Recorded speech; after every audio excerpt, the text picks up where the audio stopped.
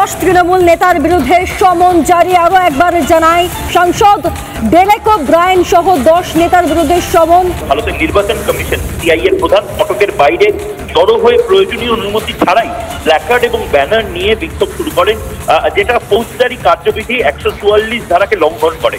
পুলিশের অভিযোগ ধারা 144 মানে আগের আইপিসির 144 ধারা কার্যকর থাকা সত্ত্বেও, সেটা জানানো সত্ত্বেও তারা বিক্ষোভ চালিয়ে যায়, যা পরে একটি এফআইআর এ কনভার্ট হয়। টিএমসি নেতারা কেন্দ্রীয় তদন্ত সংস্থা সিবিআই, এনআইএ, ইডি এবং আয়কর বিভাগের বিরুদ্ধে বিক্ষোভ দেখিয়ে যায় এবং এটা ইলেকশন কমিশনার তাদের বারণ করা সত্ত্বেও এটি তারা চালিয়ে যায়। আমাদের কাছে যে খবর এই মুহূর্তে আসছে, সাংসদ ডেরেক ওব্রায়েন, মোহাম্মদ নাদিমুল হক, দোলা সেন, সাকেত গোখলে, সাগরিকা ঘোষ, বিবেক গুপ্তা, নেতা তৃণমূল নেতা বিবেক গুপ্তা, অর্পিতা ঘোষ, তৃণমূল নেতা ডাক্তার শান্তনু সেন, আবির রঞ্জন বিশ্বাস এবং সুদীপ রাহা, তারা এই যে বিক্ষোভ, সেই বিক্ষোভটির সঙ্গে যুক্ত ছিলেন এবং তাদের বিরুদ্ধে এই মুহূর্তে দিল্লির রাউত অ্যাভিনিউ আদালতে 10 জন তৃণমূল নেতার বিরুদ্ধে সমন জারি করা হয়েছে। আমরা যেটা জানতে পারছি, এই সমন জারি করা হয়েছে 8ই এপ্রিল 2024-এ ভারতের নির্বাচন কমিশনের বাইরে একটি বিক্ষোভের ঘটনার সাথে সম্পর্কিত মামলায়। আদালত দিল্লি পুলিশের দায়ের করা চার্জশিট এবং অভিযোগের ভিত্তিতে সমন জারি করেছে।